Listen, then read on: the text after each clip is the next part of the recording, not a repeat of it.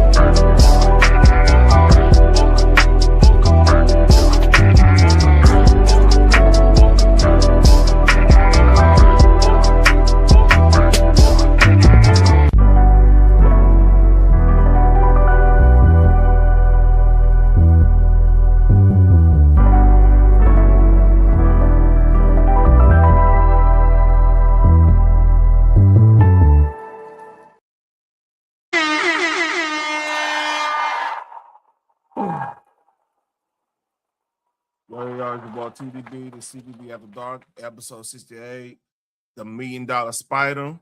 Oh yeah, it just reminded me. Today is August 3rd, Monday, August 3rd, 2026. Let me get this up.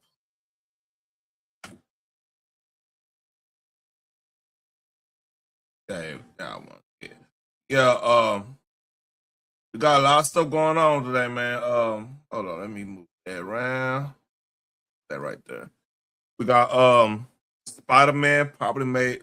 I think they just broke $1 billion in a weekend, and I could believe it because every movie theater I watched it twice this weekend. Once by myself, for the channel and everything, and the second with the kids and my wife. My wife wanted to go. We had a good time, man. If you could get a D box, get a D box.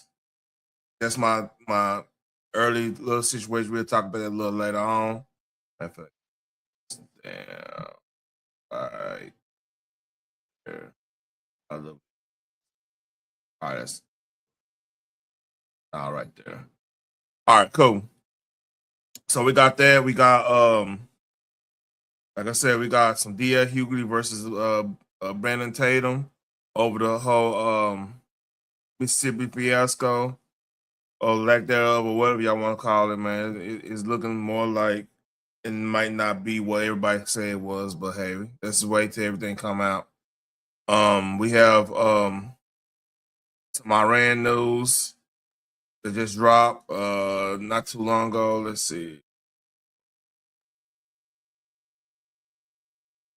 Yeah, it dropped today. We'll talk about that. We have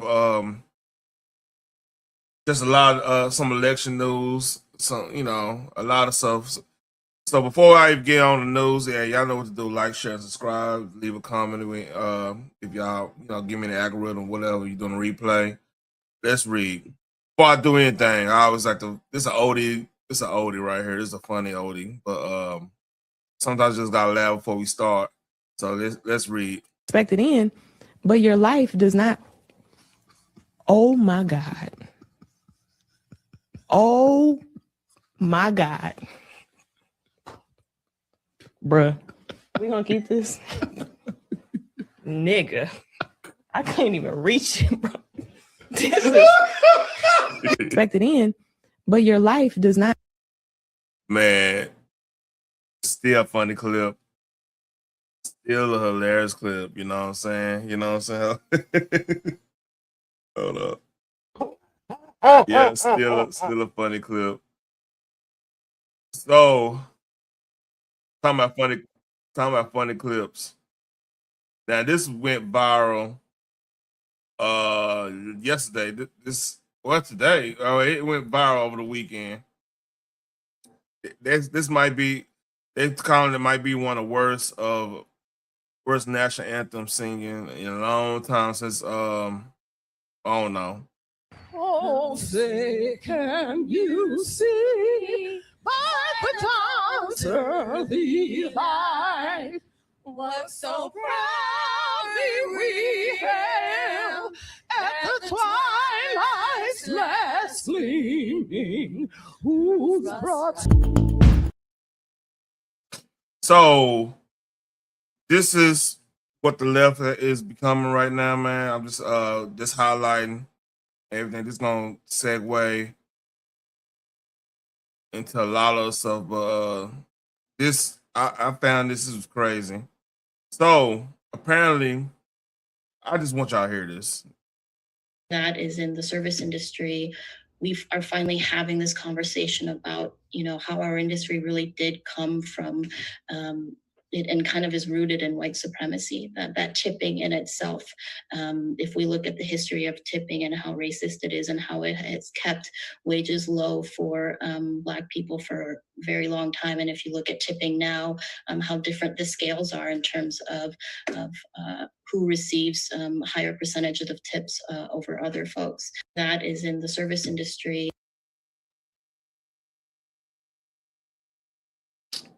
So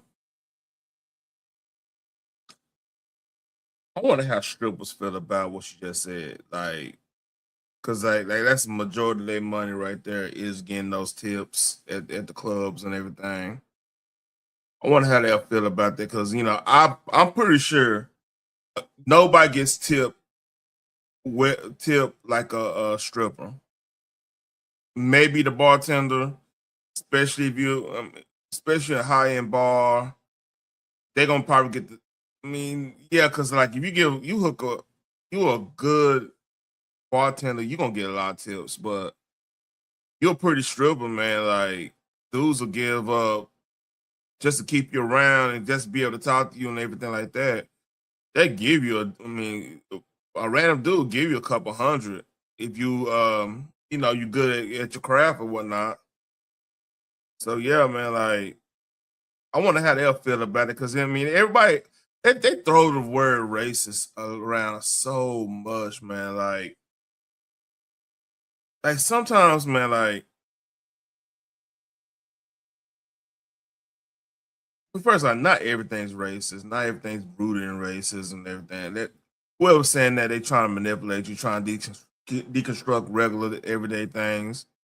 And in the reality is the things that are rooted in racism. Let's say they are rooted in racism. Let's say like certain let's say well peanut butter, they used to use peanut butter in this certain way. We're not using it in that certain way, so therefore what they did with it doesn't really, I know that's a bad example, but what they did with that said thing in a racist way doesn't apply in today's society. It's almost like, why are we going back and trying to figure out what's rooted in this, what's rooted in that, when it's not used in that way? It's almost like, okay, at one point somebody used they try to use football for soccer, and they found out, well, it's not efficient enough to use it in that way, but so let's play this game here. I know that's a weird analogy, but like think about let's think of something. I'm trying to think of something we use now, but back then it had a different function for. maybe like it's off the top of my head. Like what we mostly use horses for like novelty situations. It's not like a primary form of transportation, right? But back in the day, they used to chase black folks with horses. They don't do that anymore. I mean, not well. I mean, maybe in some of the places where slavery says this is like, you know, parts of Africa and stuff, but like they don't have horses like that. But my point is like the way we use things then isn't gonna be the same. Like I matter of fact, like liquor, for example. Liquor was considered a municipal product at one point because it is a natural disinfectant and everything. If like if you have some good well proof vodka or gin or whatever, you can actually clean your hands with that. You know what I'm saying? In certain in certain ways or whatnot, right? It could actually be used to be a cleaner, but like we drink it mostly now. Like back then they drink it mostly, but it was they did think it was like a municipal product. We don't really see alcohol as a municipal product unless it's like again back during the pandemic, people liquor companies were making this hand sanitizer because it's not that far off. You can make hand sanitizer from liquor, so that kind of makes sense. But like harboring on things like well they use this, so therefore it's rooted in it. Nah, it's dumb. It's a dumb way of looking at it because everything can be used a certain way. Like right now, your webcam could be used. Like they had webcam, like some of the terror cells and stuff. They had webcams to communicate, or make a video for whatever little advertising they were doing, try to recruit. They did that, so therefore y'all contribute. It's like we all contributed to terrorism with a webcam. It's a dumb premise, so like that whole, I mean, let's listen again because it doesn't make sense. It's a way of destroying an industry. That is in the service industry. We are finally having this conversation about, how our industry really did come from it and kind of is rooted in white supremacy. So my point is like, all right, what industry hasn't came through white supremacy? If it been around for probably, let's say, Jim Crow officially died, like the roots of it officially died at the Civil Rights Act in 1965 and 68 and all this stuff. It's just for argument's sake. So people say, well, we still got we still got laws on the books that happened during Jim Crow that kind of got roots in Jim Crow. I'm not going to debate that and everything, but just for argument's sake, the institutional side of Jim Crow was pretty much dead in 1968. As in the water fountains, bathrooms, buses, stuff in that nature. That pretty much was eliminated in 1968. So any industry prior to that, you could argue that. Like you could argue like the spas, right? Spas used to be covered for brothels, and they used to mistreat women in there, or whoever, kids or whoever in there in some of them places. So y'all going to a spa, it's rooted in this and that. Like it doesn't work because like nobody's using it in that nature. It's just it's a bad way of looking at life, man. And so what this would do is like, here's a good example too, because they go with that, and they go and look. It's a way. It's postmodernism at its best. Intersectionalism. I could put those names up, but postmodernism, like they look at everything from a modern sense, and they try to deconstruct it. This is a deconstruction effort to. But what will happen is, and this is what I feel about. She might be a plant, or whoever we're talking to her might be a plant. And reason I'm saying that is, let's say they do away with tips and they say, hey, we want better rate wages. Cause I think minimum wage for a waitress is like $4, $5, something like that per hour, because he making most of your money on tips. So with that being said, like if she work with a lobbyist that runs these kiosks at the restaurants that you pay the order and you pay from, it makes sense for her to argue this, because you convince enough people to do away with the tip system and ask for more wages. Let's say you're going for $4 to, let's say, $15 an hour for a waitress because you're not getting tips. Most of your like management and like, you know, restaurant owners, what they're gonna eventually do is they're gonna invest in those kiosks, because I mean, all you need is pretty much a server or a bartender. Like, bartenders are the only one that's got kind of indispensable. I guarantee you, I'm not taking their tips away. Bartenders they're gonna want their tips, because they getting the drinks together. They are actually talking. Like, the best, if you want the best service is always at the bar when you go to a restaurant, because they already know, like, you go in there because you vibe and you want the best service possible, and that bartender gonna give you the best service possible. Like, it's been times I tried new drinks because, like, I connect with the bartender and we you know, like-minded or whatnot. And, you know, all you do is you start asking questions like, man, shit, I see that, man, I see that. Like, this literally happened to me, I want to say about like 12 years ago. No, not 12.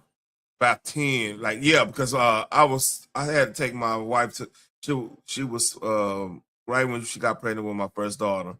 I had to take her to the doctor. So I went and tried this little Mexican spot out. No, pizza spot, my bad. And they had a bottle of 1942.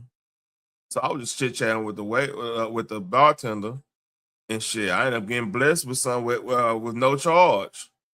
You know, just, you know, connecting, talking, and like, shit, we still cool this day. Like, I see him at another spot I go to, and shit, he show love. You know, I don't go in there asking big and all that stuff. I just, you know, give good conversation, shit, sip some a little bit, then, you know, you get hooked up when you do right, man.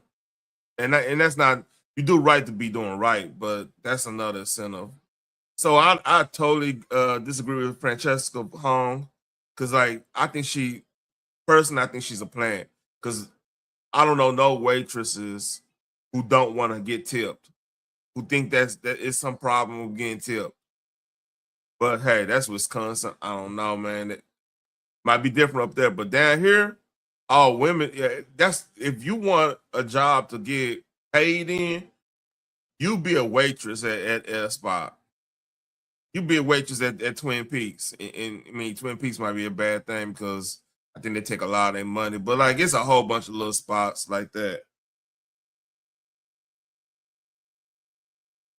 So enough. We'll talk more about the political aspect. Let's see what's going on with Trump and Iran. And this him. Hey, he going in. Let's see what you gotta say. Off and our airstrikes. No, they're on. They're going on right now. It's an amazing thing. We have a little problem with Iran because we have many talks and we'll say we have or we don't have. You know, we're straight about it. But they deny. But they're not denying it now. They just put out a statement, not denying it. But for some reason, they, when they're talking, they don't like saying that they're talking. So I say, wait, we're in talks. Big deal. We're in talks. And they'll sometimes deny it, even though they spend hours and hours together talking. No, the talks are going along. We're going to hit them very hard yesterday, very, very hard, harder than any attack. I think I can say, General, from a point of knowledge, any attack since World War II. That's pretty big. And we were set to go, and they called. And in addition, Saudi Arabia called, and UAE called, Qatar called. Got calls from numerous people. I don't want to use the word begging, but some were, in particular, Iran did not want to be hit. And they said, we want to talk. We want to talk about the strait, but more importantly, from my standpoint, we want to talk about the denuclearization. Hey, here's what it is. Maybe we get a deal. But I'm here. It's better if they don't get that deal, boy. Trump ain't playing with them. People tired. So we're gonna transition slightly. You know what I'm saying? So there's been war brewing between D.L. Hughley and my classmate Brandon Tatum. Shout out to him in class. You know, he class 05, I believe. But let's read. It's interesting that Brandon Tatum is welcome in Mississippi when Ben Crump and Al Sharpton are not, for the exact same reason that Stephen A. Smith is welcome at ESPN and Ryan Clark are not. I'm welcome in Mississippi by who? Benjamin Crump spent the week there and did a press conference there. Who said he wasn't welcome? Who told him he couldn't be there? Oh, the governor. The governor didn't say he couldn't be there. Good point. The prosecutors didn't say he couldn't be there. They just said he had came and pushed racism and division in the community and left. You're just making this up, dear. Anybody who says or asks questions, you talking about a state that got mad because tried to read. And now the new extrapolation of that, the new extension of that is people having internet. The state don't want people to read. The state don't want people to read. Mississippi, it's so racist in Mississippi, they don't want people to read out there. He's saying they don't want black people to read.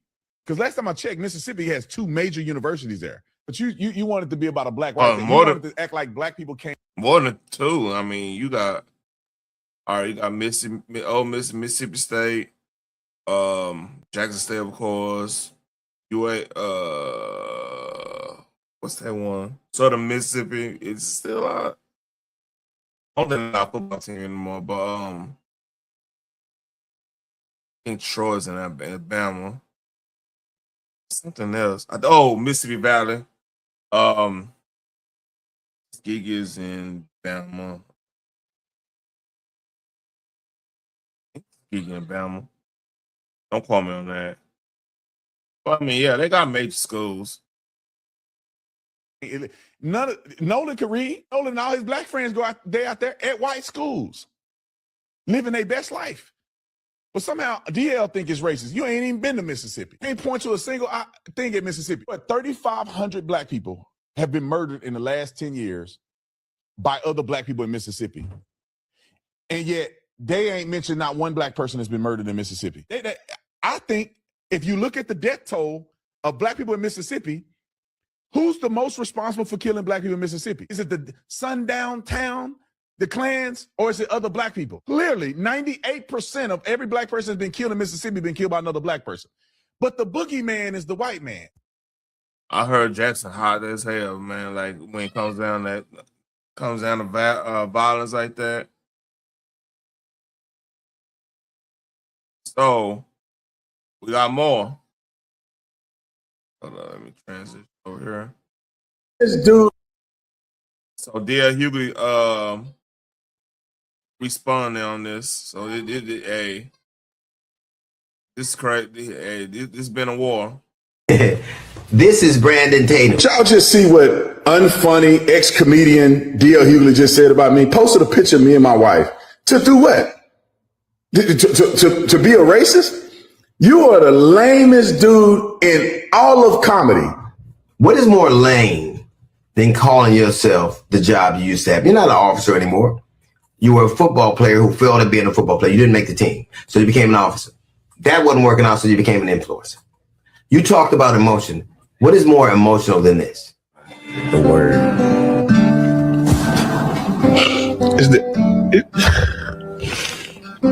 You cried for a white dude who the people didn't even think you worthy to speak at his funeral. You said you wouldn't cry for your son, but you cried for him. That's not emotion. You talked the way Benjamin Crump talks. Just want to blame white folks. And so I go out there because I know that lame Al Sharpton and Mr. I can't read Benjamin Crump It's just race hustling, y'all. You talked about how those boys are innocent. You had proof. Now, I don't know whether they're innocent or not. I don't know what happened there. But I know one conversation with a failed football player and a social media influencer is not the predicate. You don't have any toxicology report. You don't have an autopsy report. You talked about black people acting a fool. Black people are right to be suspicious of a state that took 31 years and 3 trials to prosecute and find guilty the murder of Medgar Evers. Black people are right to be suspicious of a state that in 2005 found two. All right, this one more. The Medgar Evers thing. We have to remind folks that's fucked up. First of all, number two, those were Dixie cracks back in Gap. Everybody keep on getting this shit. See, what they want you to do is conflate black and white. And they don't want you to look at the politics behind the shit, man. And when you start looking at the politics behind the shit, you start noticing trends where, because like this party did the same thing, had us looking at the same thing they had the white folks doing, thinking that you're gonna lose something if you vote against them or whatnot. And they had a lot. It was institutionalized within that party. You know what I'm saying? Of all the stuff that he's complaining about, it's just the truth of the matter. 115 black people that were dead and buried in a pauper's grave, and nobody knew they were there. Black people are right to be suspicious of a state that just killed a 1-year-old boy and nobody's being brought to account about. Black people are right to be suspicious of a state that has been poisoning black people with the water since the 1960s. Black people didn't look for this fight. They want justice. All they want is accountability. And if it's those boys, it should be that. Nobody has a predetermined notion. I don't know what happened. But if you're saying that Al Sharpton and that Benjamin Crump are on one side, you're certainly on the other. So here's the issue, right? This is political season. And I did a video, I want to say last week, matter of fact, last Monday, talking about how the DNC is pretty much in bankruptcy. So what D.L. Hughley is doing, this is why they not bring up politics at all, because what they need to do is get us upset, get us so upset, get us so wound up on every little thing going on, even if it's not exactly what that's supposed to be. So then they could drop, this is Trump's America. This is this is that. It's a play to get us to start donating. Because right now, people ain't donating to the Democrat Party because they upset. A lot of people, it's dissension between a lot of black folks who like supported Crockett. I got family members that worked on the campaign. That walked out with them and everything. That it's a lot of people that's just upset with the way the DNC is working. And now they're going far left. So this is, to me, I'm thinking this is why they bought about Brandon Tatum. Brandon Tatum went out there and said, and he was trying to prove that, hey, this is not a racist situation. Because of, first of all, you don't have any motive of anybody doing anything. I mean, you can't put anything on anybody to say that it was foul play. You don't have no suspects in that matter, like as in, they had an altercation or he got sold some bad drugs or whatever. You don't have no kind of paper trail on that situation, right? That's number one. That's a main problem right there with anything saying a motive or whatever. Then the people y'all trying to put it on, it's proven they were gone. They were gone at the scene. Now, if we want to talk about, you want to talk about, well, his phone was still there and text message missing and all that. So, okay. If he uses Snapchat, if he using an iPhone, where if they touch if they don't know the password or their facial recognition not working or whatever, they can't access anything in it.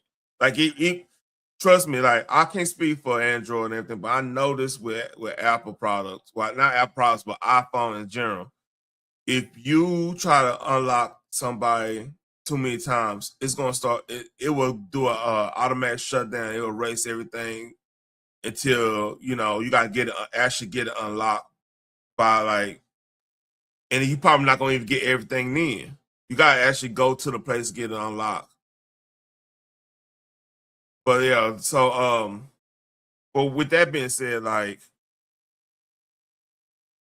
they needed to be something racial. They needed to be foul play, and if they which probably was foul play. Like if the toxicology come back and he had drugs, maybe he had bad drugs. We don't know. Then that's something that's actionable. Like you go figure out who he get the drugs from. The friends probably know, or somebody gonna know.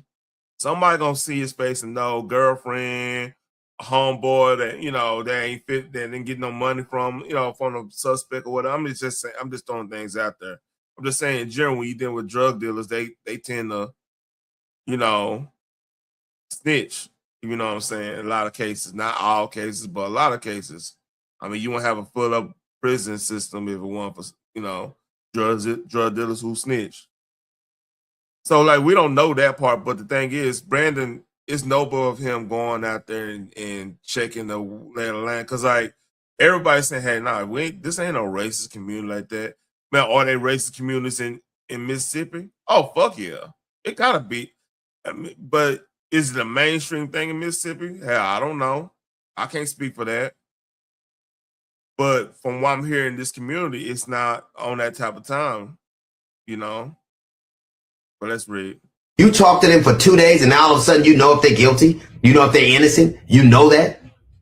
Your name is, your moniker is Officer Tatum, not Detective Tatum. You didn't make your way to detective. First of all, if you make yourself an officer, you're going to have, making your way a detective is, a lot of times it's just promotion wise. Like they go through similar schools, to even become a cop.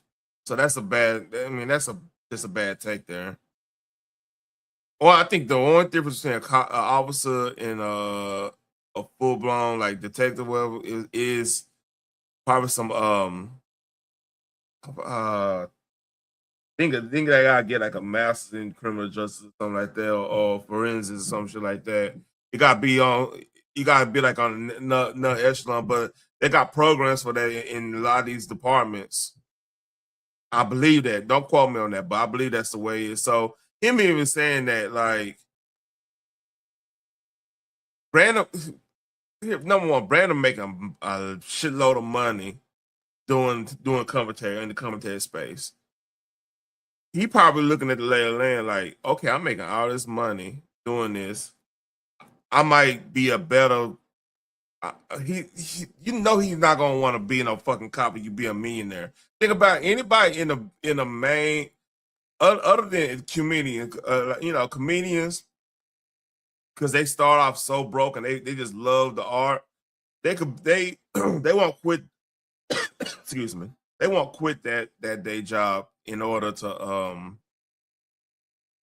would they get money or whatever. That's part of the gig. But if you're a notable person as a police officer, you really can't be a detective, because they're gonna know you're a detective. Like there's no hiding that. You know what I mean? So I don't know, that's a bad take. Like he making way more money than he could ever make being a fucking detective, man. Like, but the thing is, he probably felt like his mission, and this is really why DL is going after him. His mission is to bring more understanding from a cop's perspective when it comes to stuff like the police stops and everything, what they looking at. And honestly, got you need that. We need that in our community to understand any potential enemy. Me personally, I think the most pro-black thing you could do is to be in different sides of the tracks on stuff and know what's going on. So then when somebody like DL and somebody want to run some game, try to get you upset and everything, hey, I come over and holler at you, but like, hey, yeah, man, what's up with that? Oh man, no, they like this, they like that. Okay, bet. You show, we communicate. But see, folks at the end, they'll tell you don't go to Ole Miss, go to Jackson State just because white folks in Ole Miss. Even though Jackson State, shit, like right now, man, I couldn't tell any family member go to like some of these HBCUs. If y'all couldn't respect Deion Sanders and the situation he brought there, y'all want to rob him and everything. What do you think gonna do with my black ass, my kids and stuff, man? But that's another subject on respect in general and stuff. But like I said, with folks at DL, man, like he's conflating the racial situation with the political situation, and that's how we get caught up all the time. If you actually understood policy, actually understood like maybe it's not necessarily black and white, maybe it's a class thing, maybe it's an understanding thing. What are we really asking for? Like I said, it's like one of the things, if you want to say the devious part of our nation, we take the black man out the household.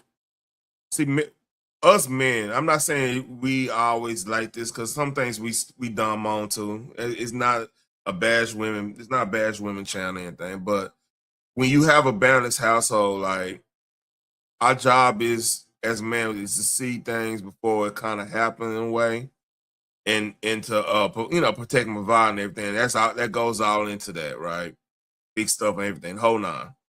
So what I mean by that, like when people come with some bullshit, we gonna see right through it because we wired in a way of we gonna think this shit 100% through. Even we really want it, we might overthink that shit, especially when we got people on our wing. We responsible for, right? Oh, okay. Oh, the wings move. Okay. I'm sorry. I was watching the news. The wings are moving to American Airlines Center. Anyway, back to what I'm saying though. Like, it just his reactions is feminine to me, man. On this one, I'm not gonna lie to y'all, but let's read.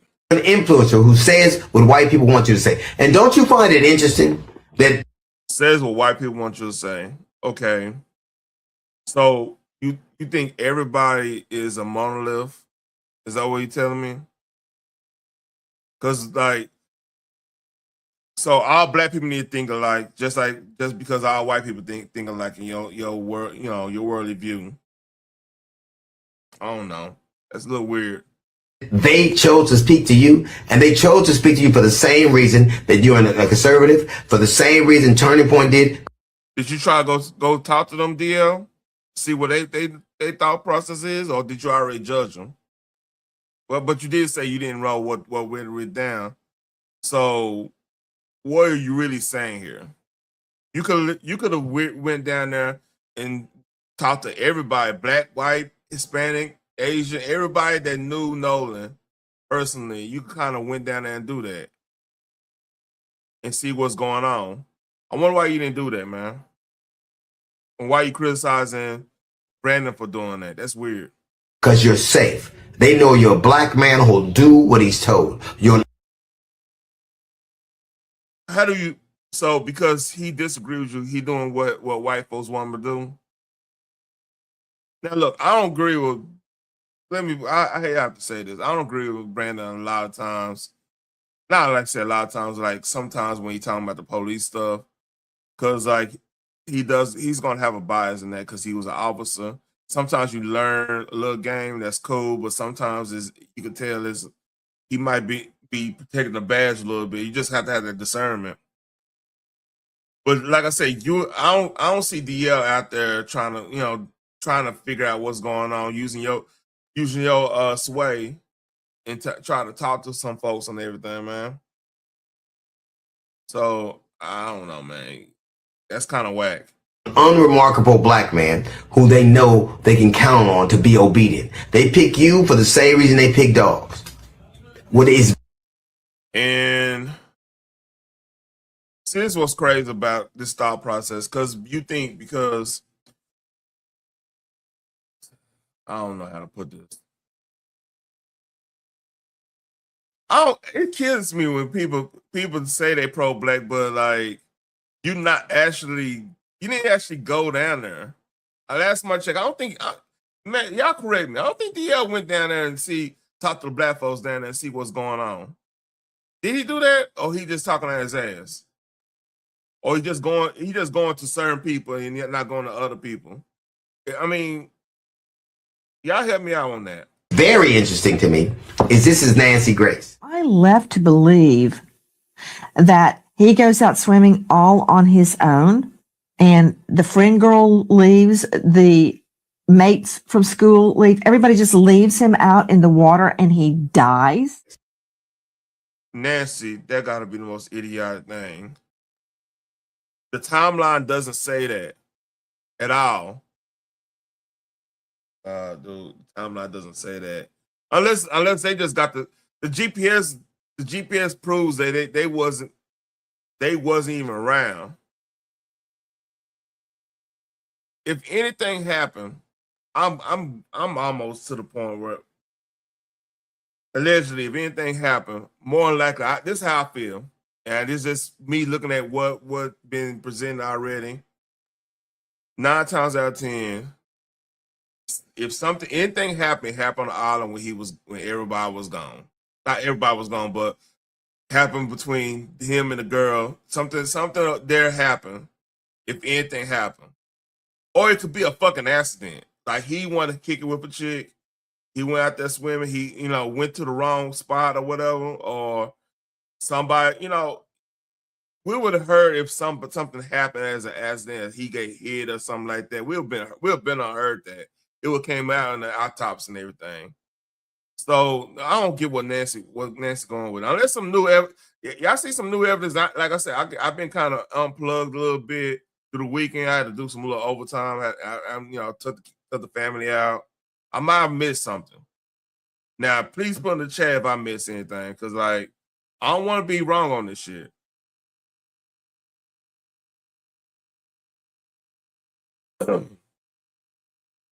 That's right. Now, Nancy Grace is a career prosecutor. She has tried 100 felony trials, 100, and not lost one. And she thinks that's something suspicious. But the social media influencer who failed at football and was a mediocre cop all of a sudden knows more than that. I don't know what happened. You don't know what happened. But I do know this. He's going through the evidence. Facts and evidence. He's going through the evidence. Now, Nancy, she have a vested interest, because like right now, she thinks something suspicious happened, but you don't have no suspect. You don't have anything out of ordinary saying something actually, like somebody had an end on him. He got into anybody. Like, where's your motive at if something actually happened? I've been trying. That's the main thing I've been focused. Like, if you know somebody did it, all right, you will be able to all right, process elimination.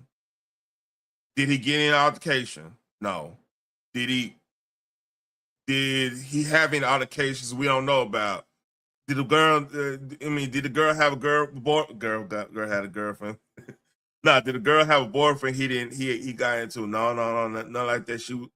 So chances are, if he didn't have no enemies at school or in town or whatever, and he wanted to stay around with a chick, which is normal. That's a normal thing trust me.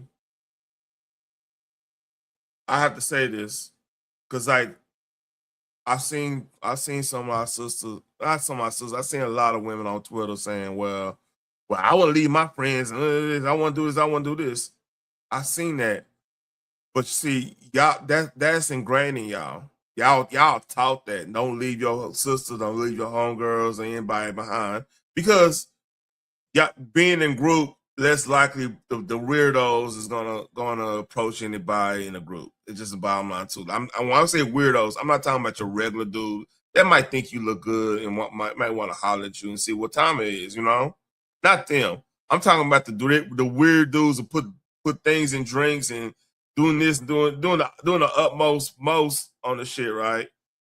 Yeah, you in a group, less likely that's gonna happen. I get that. It's a survival technique, you know. But us dudes, we are natural hunters. Like we see in bikinis, we seeing something we like. Hey, dude ain't pop, especially got a rapport with a chick. Imagine this. Because I found this out. I didn't know. See, I knew about location. Like, you know, of course, like, got a location set on the phone for like my daughter and stuff. So when they go somewhere, if something went down, I kind of know, have a baseline of knowing where she is and type stuff, right? So same with the wife and stuff, not no insecurity stuff, just more of like emergency planning stuff, where, you know, where to go, where y'all at, this and that. Get that. So with that being said, like, dude, if you're a youngster, you 18, it's 4th of July weekend, you saw something you like, and your girl, you probably got a little girlfriend, and she probably got to share. Dude probably be like, man, you know, hey, hold my phone a little bit. I'm gonna go holler at, you know, bro code. That's how it go down. And y'all, your sisters the women do the same thing. Like shit, they'll vouch for they woman about to be a hoe. It don't happen.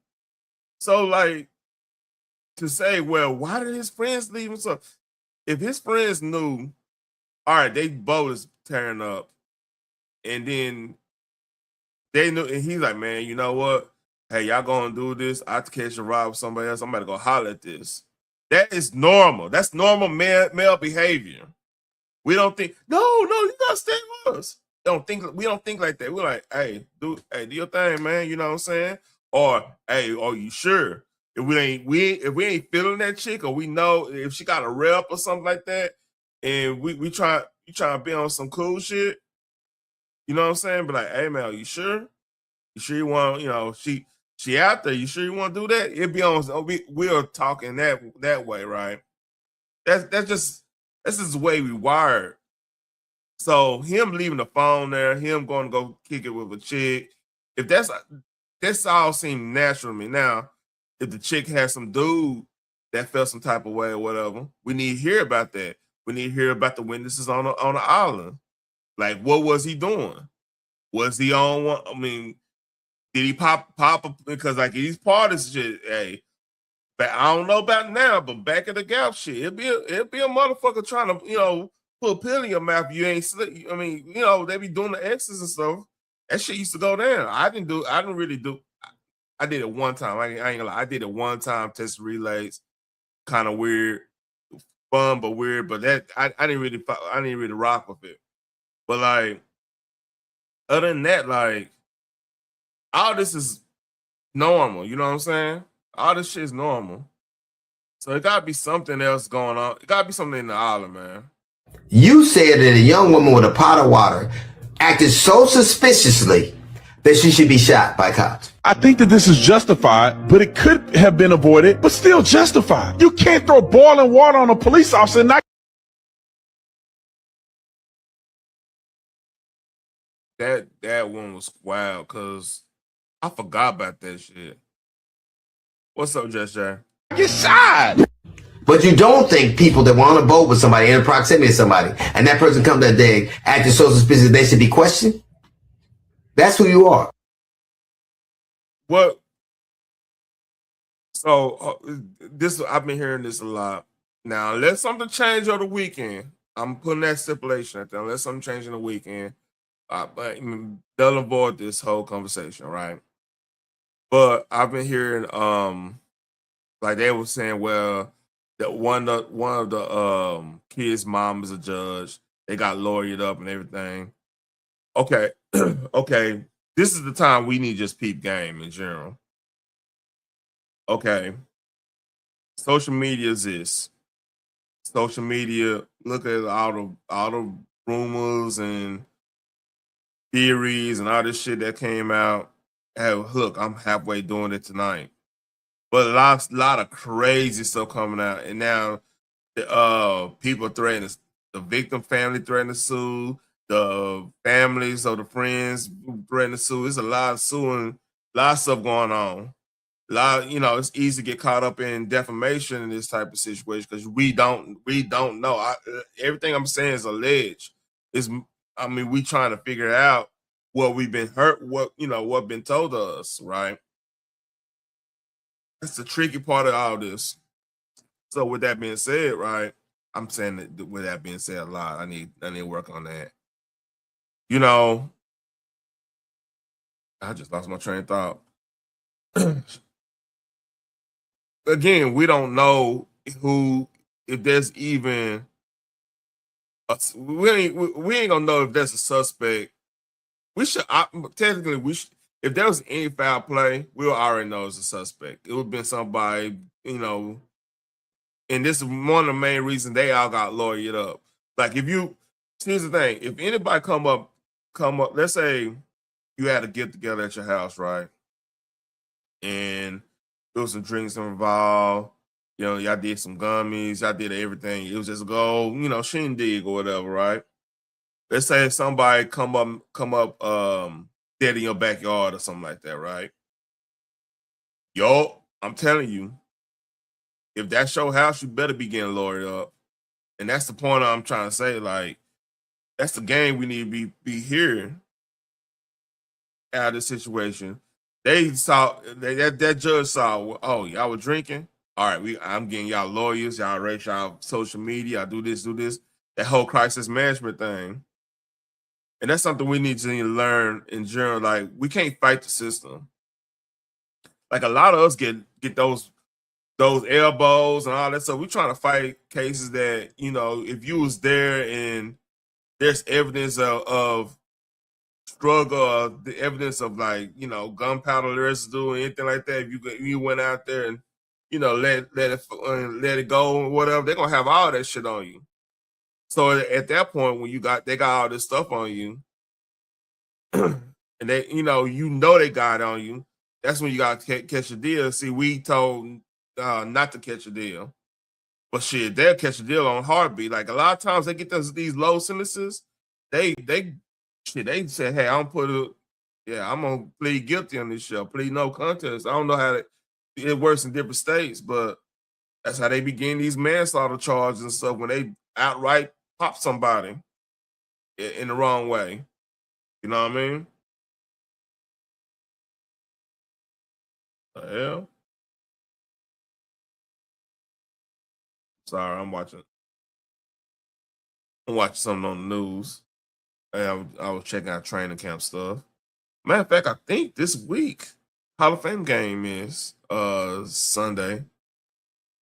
Football's back, y'all. But let's read. Debate you for what? What you are is what the people before you. You're Diamond and Silk. Your Candace Owens. Your Stacey Dash. You're that. And your career will age like avocados. Because that's what they do. There'll be somebody else that replaces you. I've been around for 40 years doing what I do, and you still know my name. You know how I got to know yours? Somebody sent me a coon alert. They said, and you fit the bill. I don't know who you are, but I know what you are. I know what you do because I've seen people like you in my entire life. You can assail my career, but my career is longer than your life. You mentioned my name, and I have no idea who you are. But I do know this, that one day, when all of this is done, and it'll be after the next election cycle, when people are wondering who you are, when you go the way of the Larry Elders or the Sheriff Clarks or the Can. Larry Elder still around. What the fuck you talking about? Okay, I mean Larry Elder been around before you were born, so yeah, that's kind of wild. Candace Owens or the Diamond and Silks or the Stacey Dash. I think Silk died. She passed away, man. Rest in peace. Candace Owens, some older gonna disagree with this, but yeah, she kind of went off the deep end. I ain't keep a buck with you, but hey, I don't know. Stacey Dash had a long career too. She ain't at the wayside. She had a long ass career. Man, she was a fucking sex symbol. Oh man, come on, man. The Armstrong way, like all of them, when you're there with them and you're wondering what happened, it's because you sold your soul for nothing. Let me just say this, and I know people gonna clip this and get back, and I don't care. I really feel this way. I'm getting sick of black people. I look. Notice I don't agree with Brandon 100% of the time. Yeah, like that's a little wild saying that. Like I love my people. I think some of my people mistaken in a lot of ways, but hey, that's what made us great, man. Like we don't all have to agree with each other, but the thing is, that's the respect level. But like what he's saying, you gotta understand where he's coming from, because like I said, I went to school with him. I played ball with his brother. Like he's younger than me, so he like a couple years younger than me. Bobby Taylor, he played for UT back in the Gap, man. Like that boy was cold anyway. And my cousin played with his older brother back in back in '92 or something like that, right? But like he came up hard, man. Like he came up hard, and he was in the gang life and everything. He talks about it. Like he was in gang life. I didn't even know he was banging like that, man. Cause like he was all about sports and stuff, but you know, where we came from,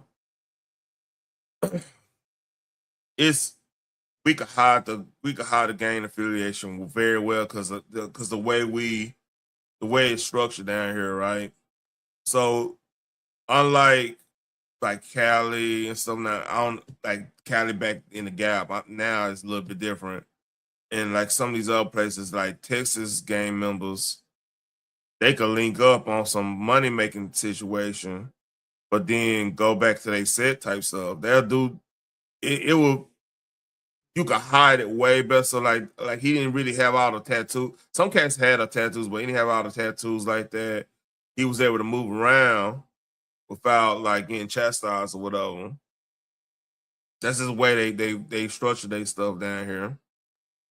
Cause you gotta understand, a lot of people did long bids back in the 90s, man. A lot of people.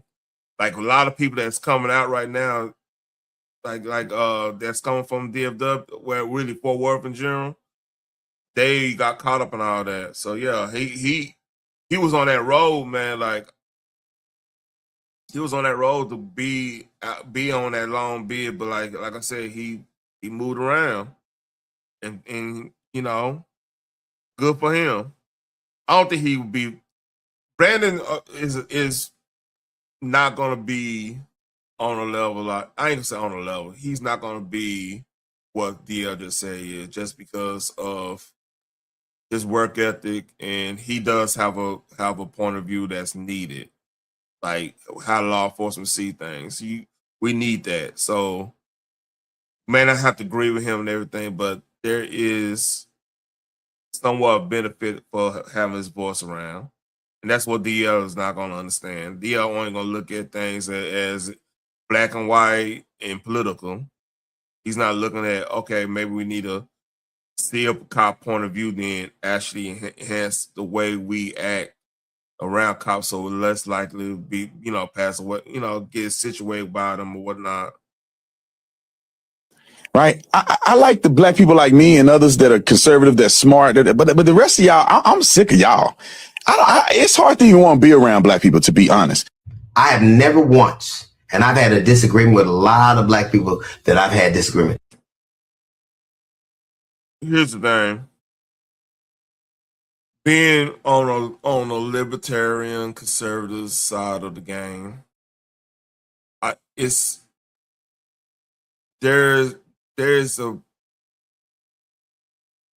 hard to be. I ain't gonna say hard to be around our people, but it's hard to really. It's a lot of groupthink around. I should say it's a lot of groupthink around. And to be libertarian, you cannot be part of groupthink at all. We're gonna look at things in a critical way. Like, for example, good example, right? And we about to get this is gonna be the next subject. Matter of fact, let me check that. I got one more thing with this. Yeah, we about to get to that. I gotta talk about Spiderman right there. So being that when somebody asked me, hey, like COVID, I remember I'll never forget this when when COVID happened, and I was like, they would talk. I went over a friend's house, and they didn't know my politics, and I didn't know their politics, which is a good thing, right?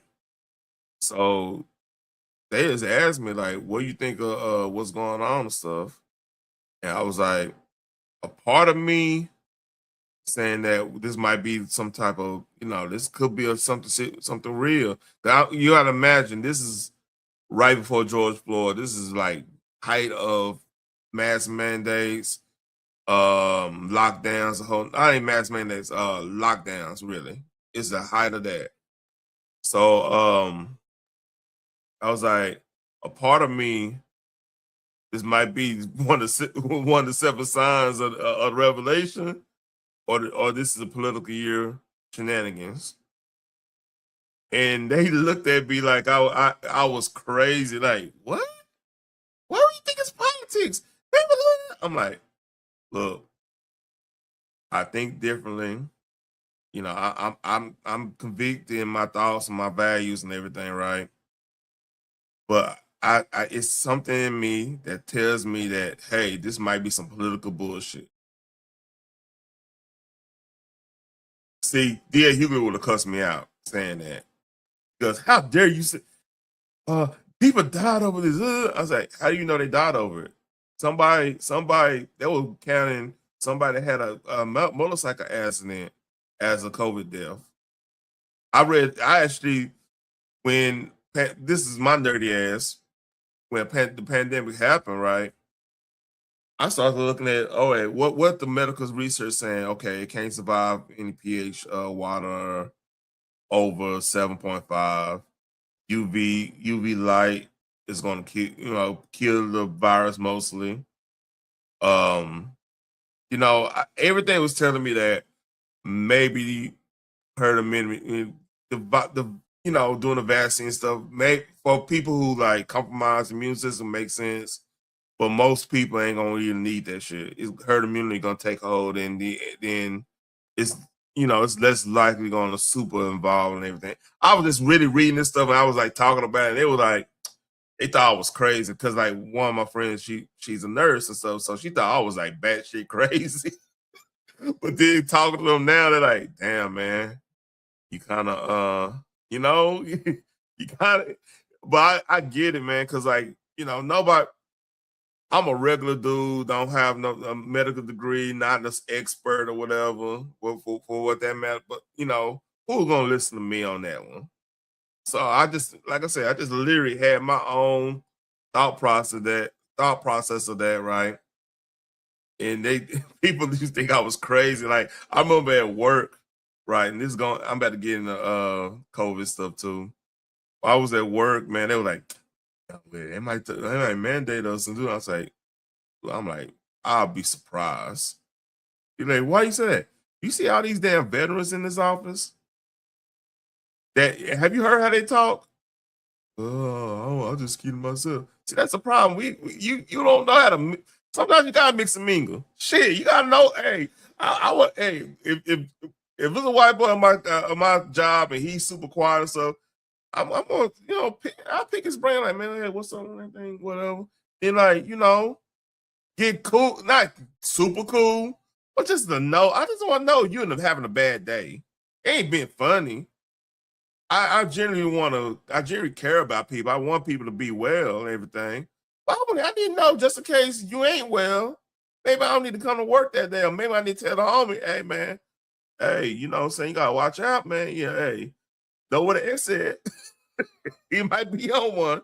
But that's my point. Like, we get so caught up in our little bullshit, we don't be looking at the world. And like, that's what I'm going on a tangent. See, I had a long day, y'all. But I've never once had to make a video explaining I don't hate black people. I do not hate black people. Dude. I know that people who are new to my channel and you see people out there making these videos, it's comical to me because I don't understand how accountability leads to hate. You said you can't teach me. You can't make me hate white people. You said that. You want me to hate white people. I'm not doing it. My question isn't making you hate white people. I don't want that at all. What I want to know is who the fuck taught you to hate us? The answer is not going to be what you like, DL. Because again, I'm not going to simply say I grew up with, I knew the Tatums for a long time. They from Eastwood and everything. So yeah, I know of them. So like my family actually grew up. A part of my family actually grew up with like his older siblings and everything, his cousins. So there's knowledge of the family. They went to, I think they went to the same church or whatever, right? But on the east side, I'm not gonna get on the black fatigue thing because like I love my people. And like I said, some of them mistaken. like man, I don't even eat mayonnaise. That's fun. That's hilarious though. But yeah, damn, I lost my train of thought. Yeah, he came up. They came up hard, man. For real, they came up hard. They pops work. I mean, not pops, but still, they came up hard. I just keep it there. I don't want to tell their business. They came up hard, man. Like I said, like him saying that doesn't necessarily bother me because like the thing is, he get a lot of shit from the city too. Like I honestly got true. I celebrate Brandon before Charleston White because at least I'm gonna get something from Brandon when it comes to knowledge when it comes like dealing with the police and stuff. Now, am I gonna agree 100% of his recommendations? No, that's never gonna happen. Nobody. I'm not gonna agree with 100% anybody. I could poke holes on whatever in that situation, but he does provide something. Then you can put things in context and you can figure out your own way of doing things, like cutting off the engine, all this stuff. All this stuff when you get pulled over and all that stuff. So, what's cause better get some pushback? I don't know this brother, but he invoked Booker T. Washington, which I got his biography right here. Bam. You know what I mean? It's my Thomas Soul and other books, Malcolm X, all kinds of shit over there. Booker T. Washington warned us about all these jigaboo, the Jasmine Crockett's and the D.L. Hughley's and the Maxine Waters and the Cory Booker and the Hakeem Jeffries. People like this do nothing but stir up problems and drama and trouble and capitalize off of it. Booker T. Washington said, and I quote, "There is another class of colored people who makes a business of keeping the trouble." Okay. I think that was a shot between that's back when him and W.E.B. Du Bois was going at it. So yeah, that's a shot. The wrong and the hardship of the Negro race before the public, having learned that they are able to make a living out of their trouble, go figure, right? They have grown into the subtle habit of advertising their wrong, partly because they want sympathy and partly because it pays. They want to go around and talk as if they are leaders, as if they are the spokesperson and shit. D.L. Hughley makes me. Malcolm X warned us about them cats too.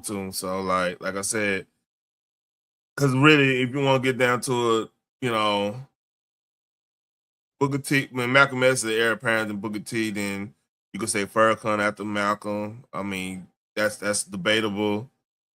You getting your Walter E. Williams and Thomas Sowell and stuff, which people don't. Thomas Sowell's an economic dude, but like. Nobody want to claim them, but like you learn some game from, like, especially Walter E. Williams. You learn a lot of game from Walter E. Williams. He is attacking Officer Tatum right now. And what he said was probably one of the most disturbing, disgusting, toxic behavior I've ever seen from a black man. Mind you, a 61-year-old freaking black man. He decides to post Officer Tatum's wife photo, basically making fun of him because he's married to a white woman. You have got to be shitting me, man. Who are you fooling? You work for the white. You know, I can't stand people like this. I can't stand. Oh, he went there. Oh, he went there. Okay, he went there. Yeah, I mean, it's funny how the most pro-black motherfuckers be working with. Man, let me shut up. That's why I'm like, man, hey, you really pro-black, or you really should pro keep us where we at? Brothers like this, like they will try to call you out for associating yourself with white people, but they associate themselves with white people. Look at Don Lemon. Don Lemon has been going around for years talking about, oh, black people are white men are the devil. And he's getting pumped out every night in his badonkadonk, right? Why you say badonkadonk, man? Come on, man. Why you say badonkadonk? Come on, don't say that. Man, that's crazy.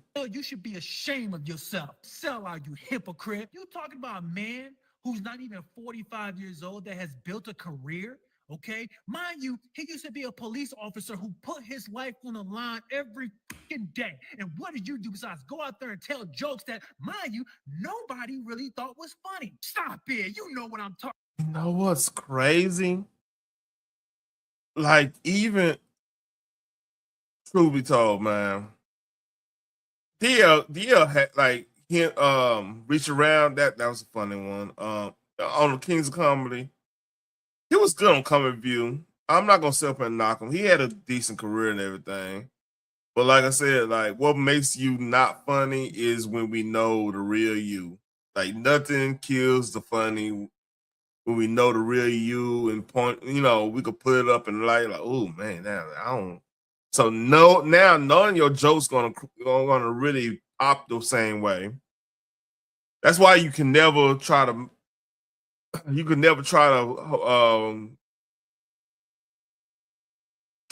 look at yourself too serious, take yourself too seriously.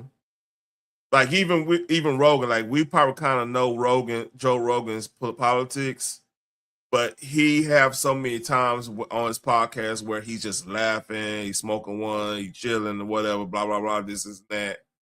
It's cool. Like, you know he's a real person, and then now you can laugh at the jokes.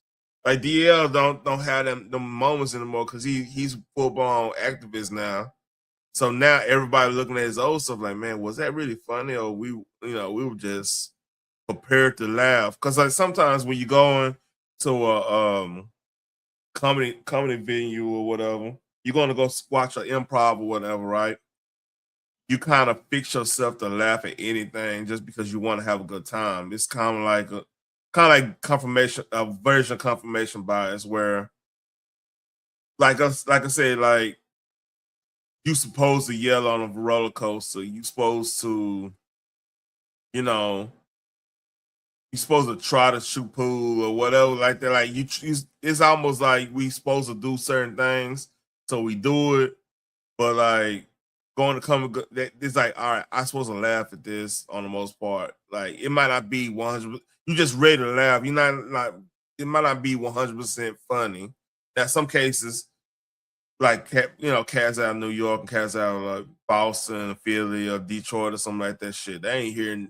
If you come in there, LA too, you come in there corny, they gonna get on your ass. But that's probably why it makes sense to be part of the part of the crowd, so you get know how to push the buzz. That's why the comedians used to be super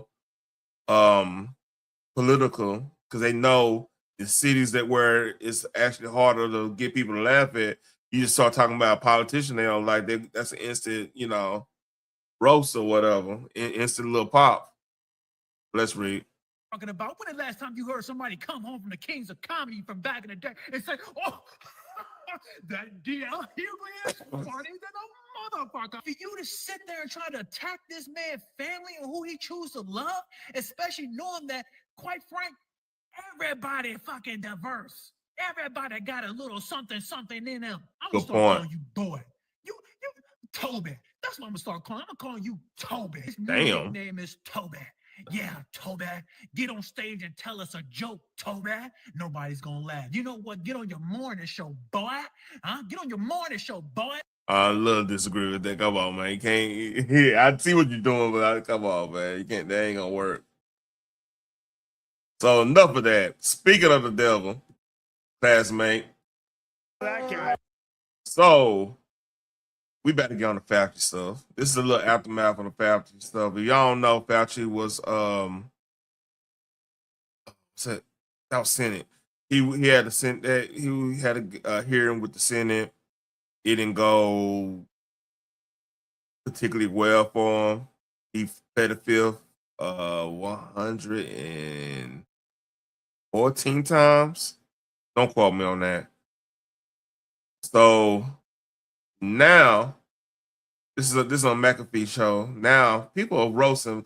I believe I showed something last week of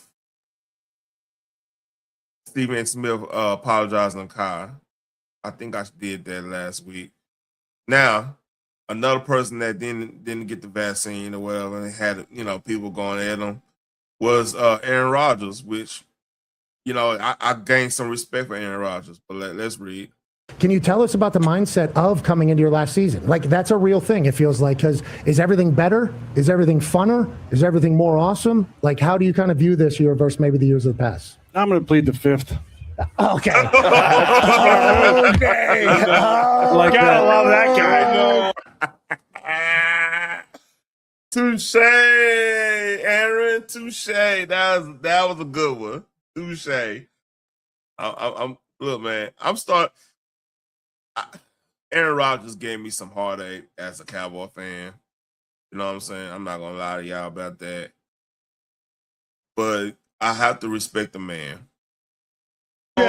Like that absolute coward, Tony Fauci. Absolute coward. Yeah. Eric's back, Are you kidding me? Yeah, 111 You got a times. pardon and you're in front and you pleaded over 100 times at the White House? What are you scared of, Tony? Yeah. I thought you were the science. Yeah. I thought you were I am science, and you get up there and you can't answer a question? Yeah. What are we doing? And how much time did the network spend to that? How much time did they spend on my responses every week, on my vaccination status, on Taylor and Travis's wedding?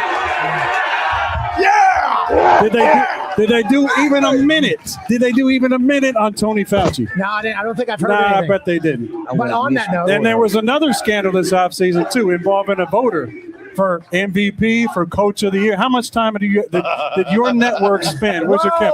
Did your network spend on our that? network. I wish How much time did you spend? Man, Aaron ain't fucking. He ain't fucking right. Look, y'all gonna whip over. Y'all gonna vote me in Hall of Fame. So let me get what I gotta get out of here. You know what I mean? Fauci. This is awesome. Okay. Go back to Fauci? Yeah. Go back to the coward Tony Fauci and the science. Hold on now, Who's Eric. spending the entire time writing in his diary about how fun it is to be famous. You got to be kidding me. Okay, so on that note, What are you going to say about me? Well, here, Red say, fucking kidding me. God, we all said that. We're like, this motherfucker right. Now, Debate him, what are you going to say about me no, now? I got no debate here. You got a 500. No, seriously, what are they going to say about me now? Now you can't talk about the COVID stuff because obviously it was made, in a lab in China. That's like not even questionable anymore. Tony Fauci is an app. Hey, this was what McAfee doing. Close the doors for me for a quick moment. Yeah, he wanted. Yeah, man. Yeah. I don't know. McAfee getting that bread, and he got creative control. So this is the place to do it at. Let's read. Absolute criminal. I'm on good terms with my family. I'm on good terms with my family. What are you going to say now? What are you going to say now? I want to let you know, it's been a fun ride for you, I would assume, over the last It's couple. been a great life and a great career. And it's nice to be sitting on this side now, especially after that coward played the fifth over 100 times. Okay. I thought. Man, Aaron Rodgers going in. Oh, he going in because he had got a lot of shit for that though, man. Real talk. You had a pardon there, Tony. Why couldn't you answer one question the entire time. Okay, Why we not? got 4 minutes until the hard out. Yeah, I got 4 more minutes. We keep this shit going. We keep it going. I got at least 4 minutes. Okay, okay. Yeah, I like that. All right, more Fauci stuff. Rand Paul. Hey, it's more stuff coming out, man. So it's got to get interesting, man. Why not subpoena the assistant and some of the other individuals mentioned? There will be questions, and she will be subpoenaed for a deposition. Probably not a big full hearing, but she will be asked about that. I mean, her email that she deleted tons of emails was in 2018. We find a scattering of them, but we also feel confident that hundreds, if not thousands, were deleted over a 40-year period, and that we just don't have access to those. Because you have access to what's left, you can't always determine what was removed. But I think it's an important question. Why not subpoena the assistant and some? Yeah. And then, oh yeah, I heard about this. So RFK Jr. was on Dana Bash show, State of the Union, and this went down. Just more of the fallout. More of the fallout of the Fauci hearing. Read. But I also don't want to use this interview to allow you to say things that aren't entirely true. You're talking about therapeutics, fine. It is also factually true that the COVID vaccine worked. The COVID vaccine prevented deaths. There is data upon data upon data. Let's talk about the measles, please, because this is something that is happening as we speak. The cases in the U.S. vaccine protected children. I think that what I have talked to scientists and doctors about. Scientists, can you show me one study? Yes, I can. That shows that I can. Children were protected by the COVID vaccine. I can tell you that there are. Vaccine did more good than harm to children. Can you show me one study that shows that? I can tell you that when it comes to the vaccine, there have been studies that show that because of vaccine disinformation, there could have been 100 to 200,000 lives in the U.S. Get some information, misinformation, all the informations. Saved. But because people didn't get the vaccine, that's why. I'm not saying that it entirely. You are saying nonsense. You are saying something that you cannot show me a single study. I am not saying nonsense. I am talking what somebody told you. Excuse me. And you let me cite me the study. What study? No, what studies are you talking about? You're talking about studies that actually don't exist. I want to talk about. Cite me the study that you're talking about. I am not here to defend studies. Cite me the study. This is not productive. I am not here. It's productive to me, man. What you talking? It's not productive. We don't know. We want to know the study. What study you gonna quote? Hey, look, man, look.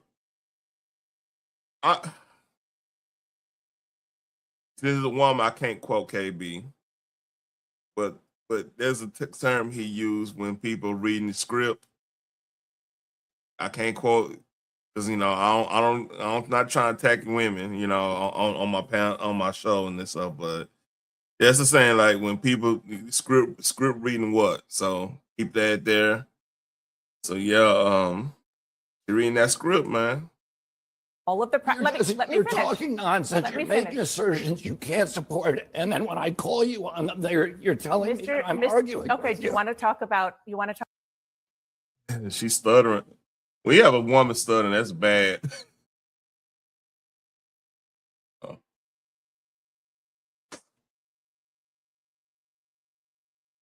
Oh yeah, I don't have to. Jim Brewer, man, is a trip. So Jim Brewer, stand-up comedian. I'm not gonna go the whole 4 minutes, but like he kind of went in. That's pretty. Trust the experts. Trust the experts. Trust the science. Trust the science. CDC. Definitely backpedaling. They're complicit in crime, scaring people and showing the scam. You could say that. I'm not gonna go in that detail on that, but like Yeah, yeah, very complicit in some of that stuff. But like I said, couldn't he literally? I can't even say what I want to say because I mean, like that was a epic throttling, like showing the interviewer I've seen in a long time. Oh, I know, I get the narrative. Yeah, I get it. Dr. Fauci, mask on, mask off, 2 shots, 1 shot. I remember, man. So I'm a bigger size dude. I guess like as in like busters working out, running miles, all kinds of fun shit, right? So I remember it's an outdoor mall up here, outlet mall, like up there in Lions Fort Worth, like not far enough north Fort Worth, right? So I want to say this is like around my birth. This is around like July, around my birthday. No, it wasn't. But it was before we was going out of town. It was on the 20. It was we were going to Galveston. So we're going out there to like get stuff to go, on a trip or whatever. Go and get some like sandals and all kinds of shit, like family shit, right? So I didn't have my mask on, and we was outside, and this white dude just white dude like blue hair was just staring at me like I'm the second I'm the Antichrist. I'm just like, and my wife like, put your mask on. I was like, we outside. I am not putting that hot ass. We in Texas. She looked at me. She like, I'm not about to fight. I'm not about to argue with you. And he was just staring at me. I stared right at him. I'm like, and he was like, he walked on, and that's the best thing he did. See, it was really different because she was 6 months. Yeah, she was like 6 months pregnant with my second daughter. So like I had at that point I was keeping on because I thought, hey, this is the time things getting wild because people trying to force people to do things. So yeah, I kept it on. My wife didn't even know. I kept that thing on me, man. And I think I had just got my. Oh no. Oh, I had my 40 then. Yeah, I kept it on me, man. Like, I wasn't having it. I was like, and especially after seeing the rise and everything, I wasn't having it. I wasn't hearing it. Look, I'm not gonna be compelled to do a motherfucking thing. I ain't hearing you. I was being a real Texan during that time. I'm like, oh no, I'm a real hey, hey man. I wasn't hearing what y'all said. I don't get a hey, you might as well your Mustang too loud. I said, shit, you better get some earplugs. I was on that type of time. I wasn't hearing shit. Thank God I wasn't online then, because like seeing the people that was online, they went crazy, man. Like, man. But like I was ignorant. I wasn't hearing a motherfucking thing anybody had to say unless it was like legit law enforcement. Of course I'm not gonna be dumb. But anybody else, I wasn't hearing it. I was not hearing it. Had no understanding. I remember, matter of fact,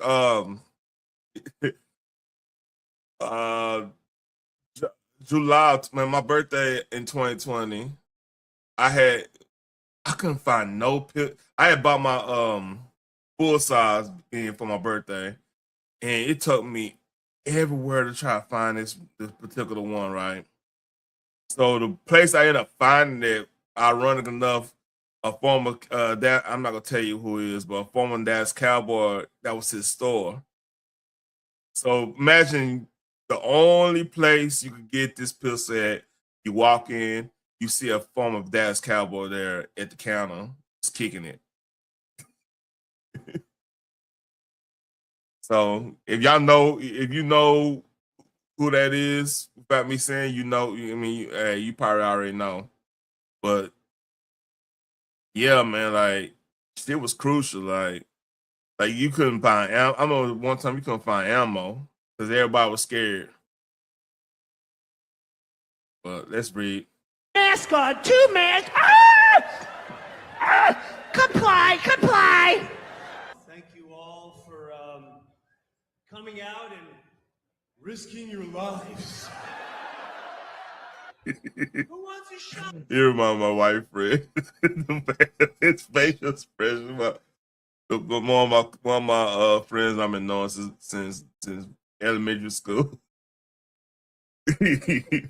when he tell a story, he'll have that facial expressions. I mean, he dying. I'm like, man, cause like you wouldn't think I'm rough around the edges. I don't want to introduce them to hip hop, like Too Short tapes all the way on down, you know, the local scene, you know, Pookie and Lucha back at the Gap and the Screw. I introduced them all that. They listen to all that, but they dress just like this, you know. They pretty squared away, but it's funny because like they when they tell stories, it'd be funny to me. Who wants to see a ball game? Ooh, ooh, ooh, ooh, ooh. Stupid. Wave your flipper. That's for you. Go see the ball game. Who wants to work again? Who wants to work again? Man, I remember I had a co-worker like, they gonna cancel your insurance, you don't get the job. I'm like, you believe that? Yeah. You really believe our job is gonna cancel our insurance because if enough people, not enough people get the damn jab? Yeah. All right. I'm keeping look, man. Don't tell that to anybody else. So why not? Do you really want to know? Yeah. Be honest. I was like, you sound idiotic. That was literally a mistake. You mean to tell me an insurance company that's about to get a shitload of money because people might, you know, people paying into that. I don't know. You gotta pray for people, man. When you see something stupid that don't make any sense, it's like, all right, you know what? You know, we gotta get God involved to you know, help that situation out. That's read. I ain't gonna go through this whole thing because I might have to edit that part out. So we're gonna transition. I'm almost done. So to make a this is the most ironic thing right now. So New York Mayor Mamdani, okay, is requiring ID to shop at his government-run grocery stores. Democrats refuse to support. All right, yeah, that's. So this is funny. How are you going to keep people from taking advantage of that, you know, that deal basically? And is there going to be a limit on the number of items that someone can take that are discounted at that level from that essential basket? So our RFP makes very clear that this is a program for New Yorkers to be able to put food on the table, not a program for people to be able to make a quick buck through reselling. I'm going to pass it over to our EDC head, G-Pack, to add some additional details. Yes, if you look at our RFP for the operator, we are looking to make sure that we target New Yorkers, whether it be at sort of a library card-esque, and also we manage who's buying and that is focused on everyday New Yorkers. So we are mindful of that, and so we're going to make sure that we have all the things in place to ensure that that does not happen. How are you going to keep people from taking? So y'all heard that? Let me go back. This is. Yes, if you look at our RFP for the operator, we are looking to make sure that we target New Yorkers, whether it be at sort of a library card-esque, and also we manage who's buying and that is focused on everyday New Yorkers. So we are mindful of that, and so we're going to make sure that we have all the things in place to ensure that that does not happen. How are you going to? So they're going to use IDs. It's ironic. And President Trump had something to say about that. Mr. President, New York City Mayor Zoran Mamdani is requiring an ID to access his government-run grocery stores. What then is your message to Democrats who do not want to pass the Save America Act and ensure, ID at the ballot box? This was just announced. Yeah. I heard about it. Yeah. Well, I wish they'd have an ID to access the voting booth. They don't want to access the voting booth with any identification. We want voter ID and we want proof of citizenship. Well, he also had a thing where you had to have 2 different IDs to shovel snow during the winter, right? Oh, man. All right, last but not least.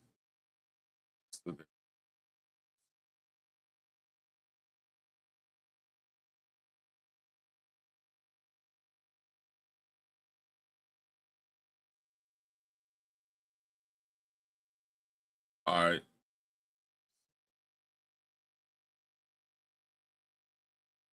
Man, come on, Forbes. So, this is a segment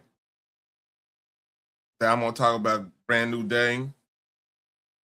And there's a little box office. I might do my review Wednesday. It's a lot of things fresh in my mind on it. I don't want to spoil anything. But Box Office Mojo is out of the